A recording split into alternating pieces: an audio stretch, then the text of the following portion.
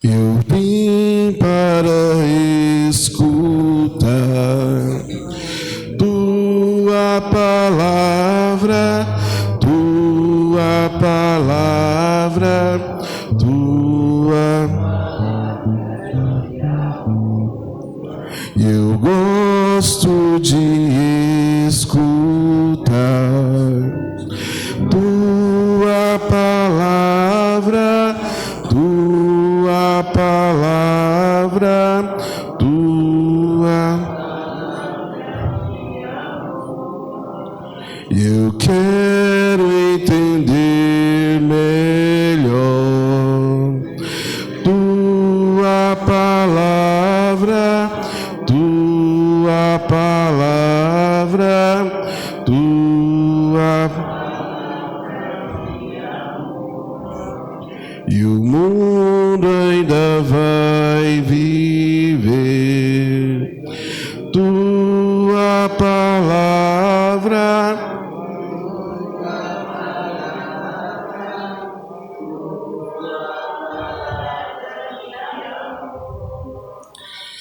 Meus queridos, neste domingo, nós aqui no Brasil temos o dia que celebramos o Dia da Bíblia, não é?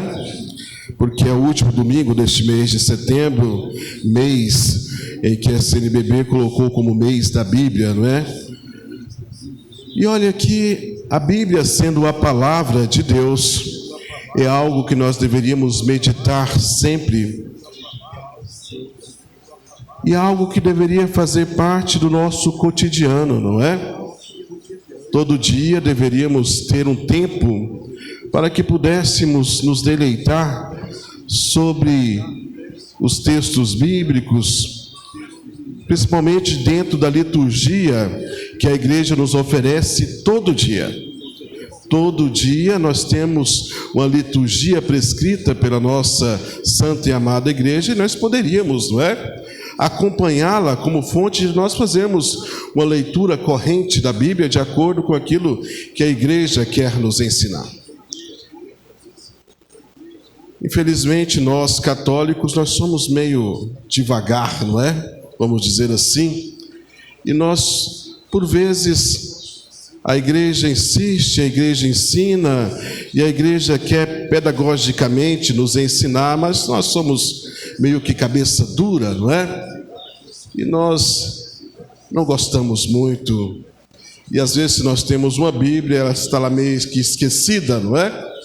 Por vezes, nos encontros, nós pegamos, colocamos ela na sacolinha, trazemos para cá, mas na nossa casa mesmo, difícil nós folhearmos e, de repente, fazermos alguma leitura, não é? Mas deveríamos nos esforçar, porque tem tanta coisa bonita, tanto ensinamento que a Sagrada Escritura pode trazer para a nossa vida. Muito bem, sabedores disso, vamos dar uma passada sobre os textos que nós temos hoje e o grande ensinamento, não é? Olha, se vocês bem perceberam, nós viemos de uma caminhada onde nós tivemos as parábolas de Jesus, com exceção do dia da exaltação da Santa Cruz, onde nós deveríamos meditar e refletir sobre a parábola do filho pródigo, não é?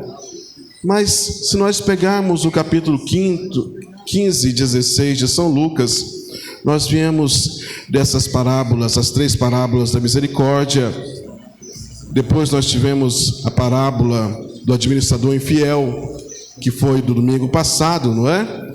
E hoje nós temos essa parábola que é própria de São Lucas, e só tem aqui, que é a parábola do rico e de Lázaro.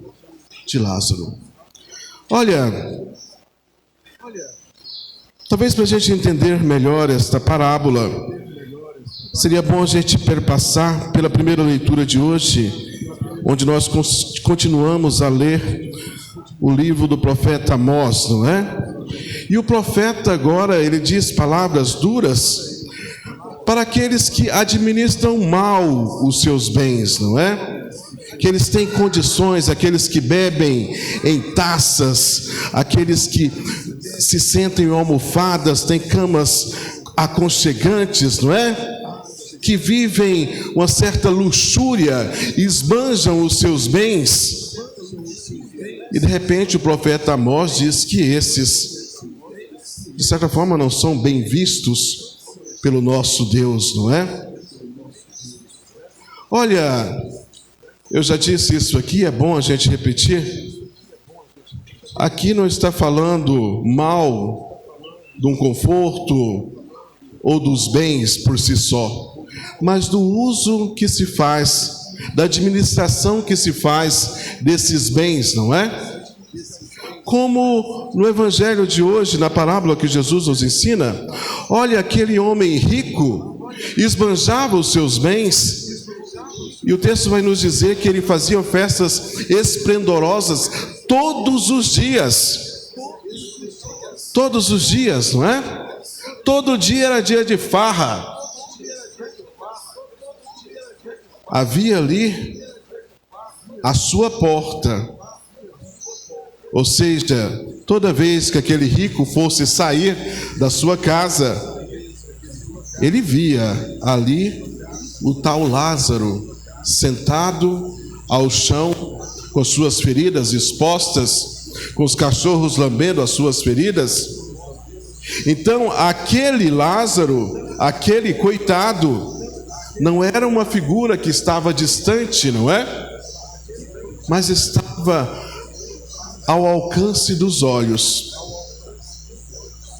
E olha a facilidade, porque ele estava no chão. E nós, ao andarmos e caminharmos, a direção do nosso olhar é sempre no chão para nós não tropeçarmos, não é? Nós não andamos olhando para cima. Estava ao alcance da vista.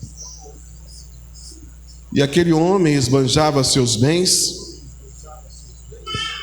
e não pensava, era indiferente à situação daquele que estava à sua porta, mendigando, querendo matar a sua fome com as migalhas que caíam do pão do banquete da mesa deste rico. Meus queridos, sabe, se a gente pensar na vida da gente, por muitas vezes no decorrer da nossa história, nós nos aproximamos desses dois personagens.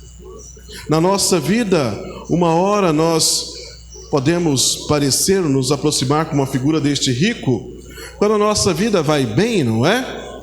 Quando nós temos aqui neste mundo certo sucesso e de repente as coisas nos vêm com fartura.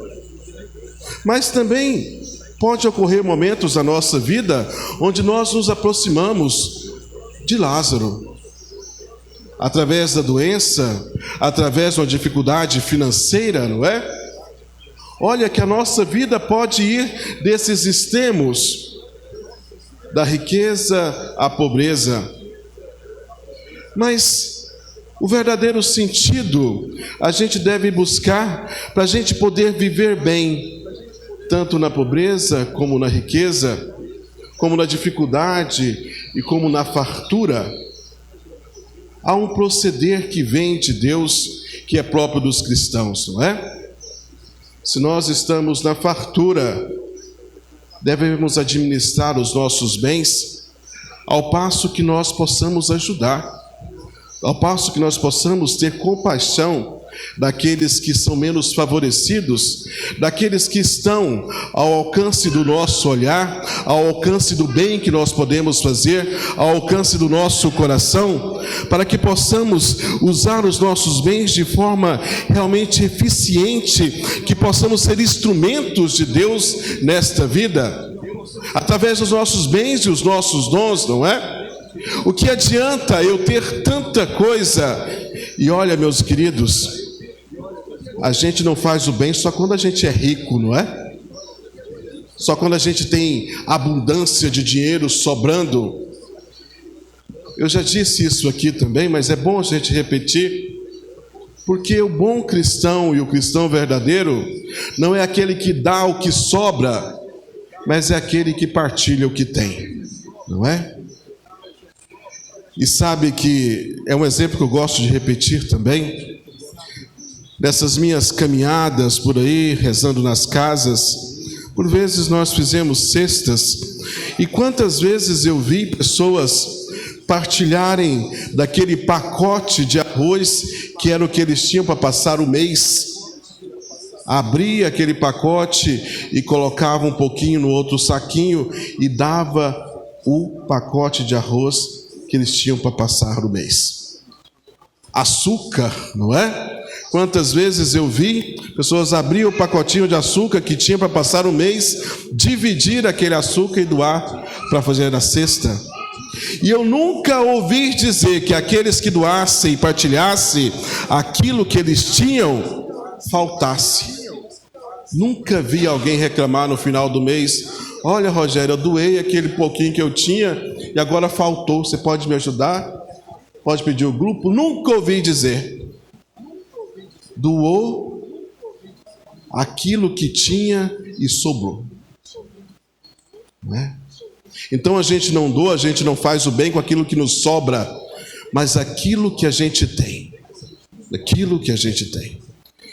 Meus queridos, eu também disse que por vezes nós nos aproximamos do personagem Lázaro, não é? Sabe que nas nossas dores, nos nossos sofrimentos, nós também devemos aprender como lidar com estes momentos, para que a gente possa oferecer também as nossas dores e as nossas dificuldades, que por vezes, olha, nós não somos super-heróis, ou nós não estamos indiferentes aos vírus, né, e às doenças que podem nos acometer, mas o que é que nós fazemos desses momentos, onde por vezes não temos saúde, onde por vezes estamos em dificuldades financeiras? O que nós podemos fazer? Oferecer a Deus, não é? Para que até nesses momentos difíceis sejamos capazes de louvar a Deus. E olha como é difícil no momento da dor e do sofrimento, no momento onde as nossas condições financeiras estão frágeis, nós louvarmos a Deus. E eu digo louvar a Deus não pela miséria, não pela falta de emprego, mas louvar a Deus porque o Senhor se faz presente, e talvez aquele momento seja um momento para nos educar e nos ensinar, para que possamos ser pessoas melhores, para que possamos crescer em Deus e aprender a viver na lamúria e na riqueza, na tristeza e na alegria. O cristão tem que saber viver nesses dois momentos, não é? Vamos mais adiante, e nós vemos que na história que Jesus conta, morre os dois, o rico e Lázaro, não é? Sabe que todos os comentadores desse texto, pessoas muito mais estudadas, inteligentes do que eu, gostam de falar do nome Lázaro, não é? E que o pobre é nomeado, o rico não tem nome. E nas parábolas de Jesus, se a gente bem notar, Jesus não nomeia ninguém, não é? Todos os personagens das parábolas de Jesus não têm nome. Somente nesta parábola é nomeado este pobre, Lázaro. Lázaro é uma palavra que significa Deus auxilia, Deus cuida, Deus ajuda. É o mesmo sentido do nome Eleazar, não é? Ou Eliezer. Veja, meus queridos, que Lázaro vai para o seio de Abraão e o rico é enterrado e vai para a mansão dos mortos. Veja que essas referências estão do mundo judaico, não é? Então, quando a gente fala do seio de Abraão, seria o significado para nós cristãos o céu, e na mansão dos mortos hoje seria a realidade do inferno. E olha, meus queridos, primeira coisa que a gente deve ter forte na nossa razão, na nossa inteligência, é que essas realidades do inferno e do céu são verdadeiras, não é? Hoje em dia nós temos tantos e tantos pregadores e tantas pessoas que querem passar essa ideia de Deus misericordioso, e sendo misericordioso, então Ele já salvou a todos que estão no inferno, então o inferno é essa repartição pública que não existe, não é? Cuidado com isso. Não é que Deus criou o inferno não é criação divina, mas Deus deu a liberdade para que possamos amá-lo. Deu a liberdade a nós, essas criaturas que Ele tanto ama, eu não sei porquê, e também aos anjos, não é? E por causa dessa liberdade, anjos se tornaram demônios e escolheram não amar a Deus. E aí fundaram o inferno, não é? E muitas vezes homens também escolheram não amar a Deus e foram também para este mesmo caminho, não é? Então o inferno não é uma realidade que não existe. Então tenhamos cuidado. Cuidado. Deus quer-nos com Ele, quer nos salvar, quer que todos nós estejamos na mansão celeste. Mas Ele nos deu a liberdade de escolhermos. Eu não quero o que Ele ensina, eu não quero a sua verdade, o seu amor, eu não quero. Eu quero viver de acordo com o que eu quero. Eu quero seguir o meu caminho, a minha vontade, quero fazer do meu jeito. O que eu estou dizendo? Deus para mim não serve. Até Jesus diz algumas coisinhas bonitinhas, mas eu não quero esse caminho, eu quero o meu caminho. Eu estou renunciando a tudo aquilo que Deus quer para mim. Sim ou não? Sim ou não, gente? Não é? É minha escolha. Então não venham dizer, né, que Deus vai salvar a todos se nós não queremos ser salvos. Deus vai mandar todo mundo para o céu se nós não queremos ir. Então o inferno é uma realidade plausível e real. E real, não é? De acordo com a nossa vida. Veja que Lázaro e este rico estão nessas realidades eternas. Lázaro na vida eterna, o rico na morte eterna. Veja aqui mais ensinamentos, não é? Lázaro, vai dizer Abraão, nesta parábola, recebeu na vida os lamentos, os sofrimentos e as dores, enquanto o rico esbanjou tudo o que tinha nessas riquezas passageiras. Olha, meus queridos, é bom a gente ter claro que nem todo pobre e mendigo vai ser salvo, como também nem todo rico, não é? Cheio de riquezas, vai para o inferno. É bom que a gente não demonize, não é? A riqueza, o dinheiro nesse ponto. Mas é o que a gente faz da nossa vida, é como a gente administra os bens, não é? Aquele rico viveu só para si, esbanjou tudo que tinha numa vida onde tudo era para ele e para sua satisfação. Para sua satisfação. Nem pensou no outro. Não teve olhar voltado para os que sofrem.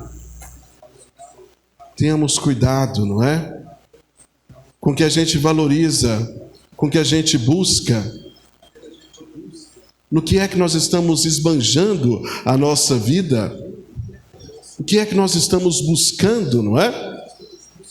A segunda leitura de hoje, São Paulo escreve a Timóteo. Timóteo é alguém muito querido por São Paulo, não é? E São Paulo quer bem. E ele provavelmente foi colocado pelo próprio São Paulo como primeiro bispo de Éfeso. E São Paulo escreve a Timóteo dizendo que ele seja perseverante nesse ministério que ele está assumindo e que ele recebeu, não é?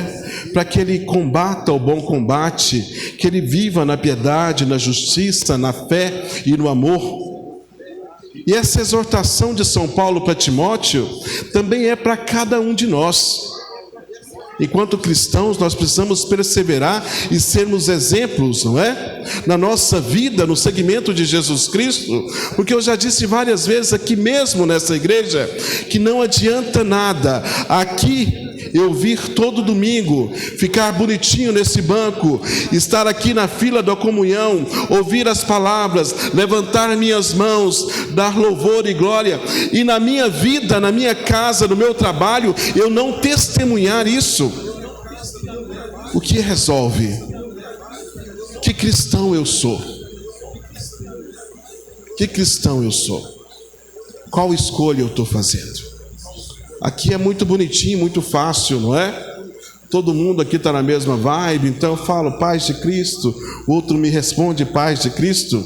De repente, lá no trânsito, não é? Naquele engarrafamento, vem aquele motoqueiro e mete o pé no nosso retrovisor. Você vai falar a paz de Cristo para ele? Devia, né? Mas nós estamos meio longe disso, não é? Olha, precisamos testemunhar e nos esforçar mais pelas coisas de Deus.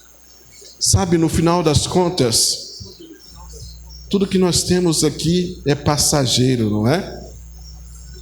Olha, aquele rico, ao ser enterrado, ele foi para a mansão dos mortos e lá ele levou alguma coisa? Levou? Sim ou não? Levou o seu banquete, o seu dinheiro? Sim ou não? Foi com as mãos abanando, não é? Tudo que ele tinha ficou aqui. Ficou aqui. Então tenhamos cuidado com o que a gente faz dos nossos bens e como a gente administra a nossa vida. Vamos pensar sobre isso? Sim ou não? Sabe, eu vou dar mais uma enfatizada na questão da misericórdia, não é? Da misericórdia de Deus.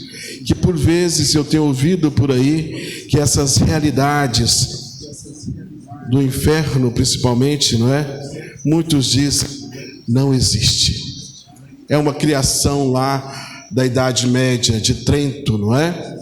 Meus queridos, cuidado. E até em muitas pregações, eu vejo comentadores bíblicos falando sobre o inferno como essa realidade. Não, é que Jesus queria falar do lixão que tinha lá em Jerusalém, que chamava Geena, não é? Olha, quando os textos bíblicos citam a Geena, é só para fazer uma imagem análoga a essas situações, não é? A Bíblia Vulgata vai chamar de infernos, não é? Ou seja, essa realidade inferior. Se o céu é uma realidade celeste, não é? Essa realidade de morte eterna é uma realidade inferior. Inferior. Mas é uma realidade que existe. Não é? Tenhamos cuidado com isso. Não é que eu quero assustar agora vocês, não é? Agora o diácono vai colocar peso sobre a minha vida falando do inferno, mas é algo que a gente tem que ter a certeza que existe, mas é algo que a gente não quer ir, não queira ir. O que nós devemos buscar é o céu. É o céu. Mas saibamos que o inferno existe também. E se a gente tiver um pouco de medo, é bom também, não é? Olha, se a gente tiver medo, já é alguma coisa, não é? Medo de ir para o inferno já é alguma coisa. Mas que tenhamos amor para buscar as coisas de Deus e as realidades celestes. Amém? Louvado seja nosso Senhor Jesus Cristo.